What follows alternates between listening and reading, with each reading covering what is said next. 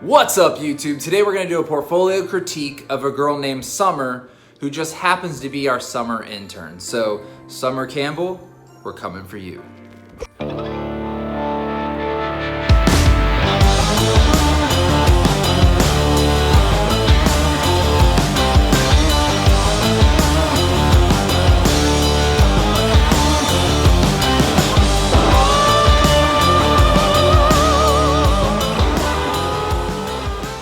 Alright, so Summer's book says, "Hey there, stranger. I'm a creative fueled by lavender lattes, sunny weather, and cute mutts." Now, the thing I noticed immediately, Summer, you don't have a bio on here, and we want to get to know you, the person. Make sure to, put some kind of bio so that we know a little bit about you, not just through your art, but a little bit of personality, because in the end, people make a lot of decisions based on who they feel like they're going to enjoy working with as well. It's not always about the work. So the better you can position yourself as well in your portfolio, the better. So I would start out by doing that and give us a little bit more than these two sentences. So now we're gonna go to this me, the rise of narcissism. And something I know about Summer already that you guys will soon find out is she's a great designer. She has amazing design skills, from her layouts to her logos. She thinks about things in a very design-oriented way, which is great.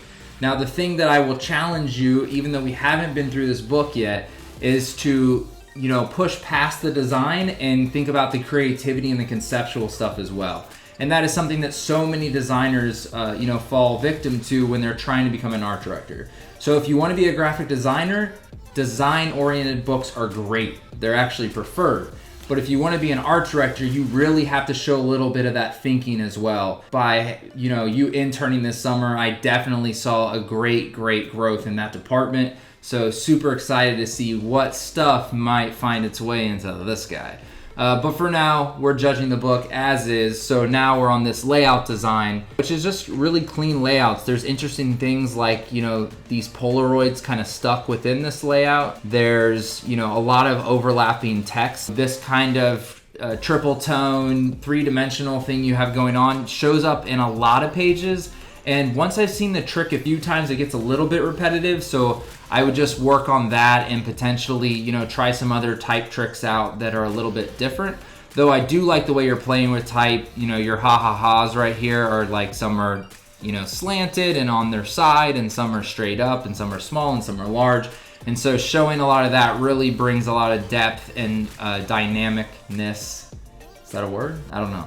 But whether it is or not, it brings a lot of dynamicness into your book. I love this big ampersand and how it, feeds its way into the other side of the page while still keeping the text very legible. I would be careful on your margins. You get real tied up on the top of your page. I like that you saddle stitched it. That's real nice. I'm guessing you stitched this all yourself and really mocked this up, which I highly recommend anyone do. A lot of times people show their layouts on their website as just, pages and pages in a PDF, and it's not as effective as something like this where you took the time to photograph it and show people how it actually lives. So really great design stuff on this. Not a lot of poor things to say, just I would just say differ it up just a little bit more. You did the Polaroid thing, you repeated the kind of offset type thing a whole bunch. What is a way to change it up even more? So from a layout perspective, not counting concept, I would give this a 7.5 out of 10. So next we're going to go into King Zeus's Barbershop. Integrated branding campaign for a fictional urban business, which fictional businesses are fine, and that is something that a lot of people need to realize. Spec work when you're trying to just get into the industry or when you're first starting out is totally fine. Like, you got to do anything you can to show your skills, and if you don't have a real client at the moment, so be it. But you can still, do things like this and really go through a large rebranding process to show that you have that capability. And Summer, I love more than anything the way you've mocked all this stuff up. Like, it's very nicely mocked. It looks like it really lives in that environment. So you've done a great job of matching, the lighting and everything of your brand onto these elements. And like some of these elements, I'm like, oh, did she really, do that? Because they look pretty official. So I'm gonna assume you shot it, but I cannot know for sure. So yeah, I love the logo. I love what you did with the type. I love that distressed look and feel.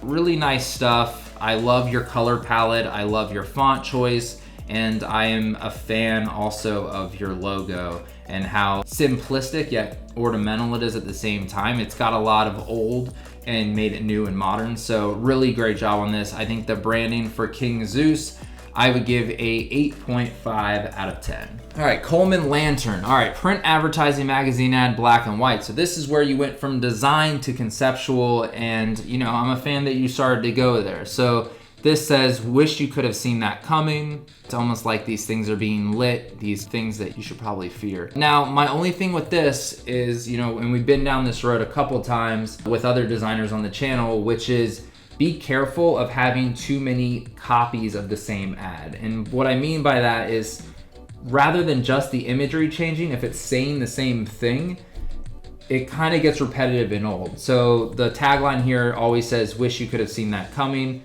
Wish you could have seen that coming, insert scary animal here. And when there's too much of a formula to the ad, it can slightly lay flat. The other thing I would tell you is, what extra executions can you do aside from print? Like, you gotta blow this sucker out, make this a 360-degree campaign.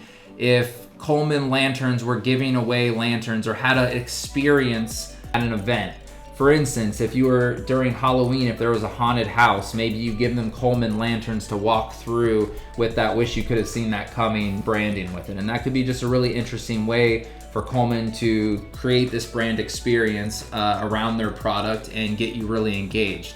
And then of course, people holding those Coleman lanterns through this haunted house, obviously you can catch lots of user-generated content through that and post that on social and things of that nature. So just a really easy way to kind of flip the idea that you already have and then push it out, you know, further into the world besides print ads. In the industry today, we can't just assume that print ads are going to be our best sell. We have to, you know, push it forward and really explore other mediums. And once we do that, I think some really cool things could happen. So Fixture Supply Co. So this was a corrugated cardboard packaging design, branding, AutoCAD, awesome. So I love this. And so this is a packaging project that she did, but she had to figure out how to put light bulbs and a hammer into the same packaging while protecting them and keeping them all safe, which goes into a big part of package design. Packaging design is more than making it look good. It has to be extremely functional as well. And so I just love this stuff. I think it's really, you know, nicely done. It feels like it would fit the target.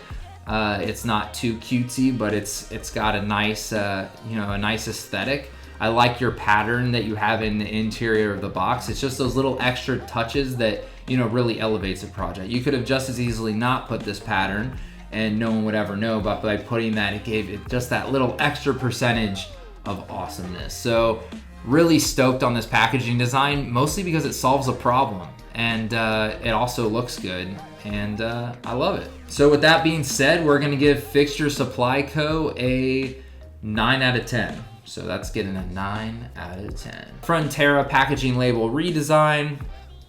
This is a salsa packaging. The way you're displaying your work on your site is very nice. I think it's actually interesting you put your concept at the bottom of the page. And I actually like that. I haven't really seen that before. Usually people lead with, you know, what they're talking about, but you let the art speak for itself first. And then if anyone happens to have any questions, they can scroll to the end and, you know, get a little bit more information. So the big thing I would tell you here is be careful with how much you squeeze onto a label. So there's just so much on here. And from a design perspective, it just gets a little much, especially if it's concept and you're showing it in your book. Like if the client demands that it has a QR code and it has a certified label and it has the distributor's address and phone number, then that's a different story. But when you put it in your book, you can kind of change things up a little bit to give it justice to, you know, what you created here. For instance, the first thing I see is this left bottle and I see a lot of information. And the right side of the bottle on the other side of the page is way more interesting, as I'm seeing these little vector houses that you created. I'm seeing your different typefaces, the way you kind of, you know, made them, you know, vertical, made them run horizontal and kind of spaced them out. I think there's a lot of interesting kerning and stuff happening. I think your ingredients list, you could work on the kerning just a little bit. It gets a little spacious on some parts and a little tight on other parts. So though it is a justified box that type is living in, try to, you know, slightly mess with, you know, individual kerning between letters and stuff too to space that out, instead of just taking the whole line as a whole and adjusting the kerning that way. Frontier packaging, cool stuff. It also shows that you have a different design sense. You're not just using the same style across the board. So for me, this packaging and label redesign would get a 6 out of 10. So Lemon and Honey French Cafe, I think you're crushing it with the branding already. From the color palette to your type, to your font choice, like everything's feeling really nice. I love the way that you keep using this ampersand in a different way. Here you have it kind of, you know, under the L, and the H sits on that part of the ampersand, and then, you know, on your window cling here, you have the ampersand, you know, holding up the L, and your honey's really nicely set in that as well. And then you have it going straight across as well. So it shows the flexibility of the font and the logo that you've created, and it's nice. And I love that ampersand because it's becoming very identifiable to where you start to use it as a pattern in the background of your, you know, of the wall there. So there's just lots of interesting things going on. I like how many things that you put your logo and branding on. It shows that you were thinking about, you know, not just how it fits on a t-shirt or fits on a sign, but how it fits on packaging, how it fits on bottles, how it fits on postcards, how it fits online. Like, these are very important things to think about when you're, you know, creating branding, because you have to make sure that it's very versatile and that it will work in numerous mediums. So really big ups to this. Like, I like it. It's just a font driven logo, which is, you know, hard to do. For Lemon and Honey French Cafe, I would give this a 8 out of 10. We'll go 8.5. And so with Contra, we have another branding campaign,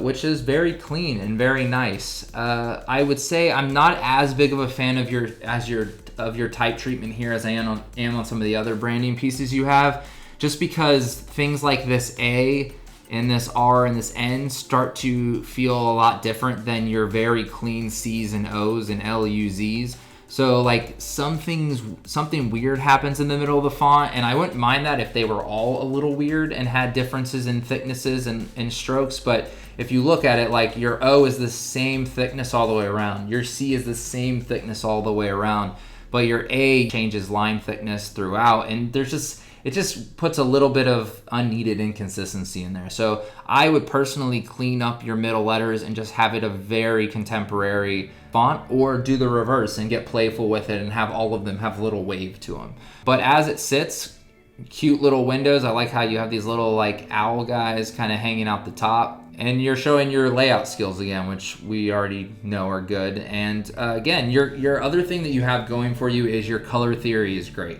I think the way that you are utilizing your colors and your line work is something that you be proud of yourself on, because it's really nice. I think overall, I am not the biggest fan of the font used here. I love everything else from the color to your little playful illustrations. But for me, the logo, when it comes to the font, falls just a little bit short. So I would give Contra I love the color palette though. We'll go 7 out of 10. So that's what we'll give it. And that is it for Summer Campbell, Summer Camp Creative. Really appreciate you, have loved having you this summer. I think my biggest advice is to figure out, you know, which avenue you're going. Are you gonna be a designer, a graphic designer? Are you gonna be an art director? And neither way is the wrong way. So just figure out which one you want for you. Right now, your book is more structured as a graphic design portfolio, which is cool. But if you want to become an art director, throw more of that conceptual stuff in here and see where it takes you. And Summer, I will see you later.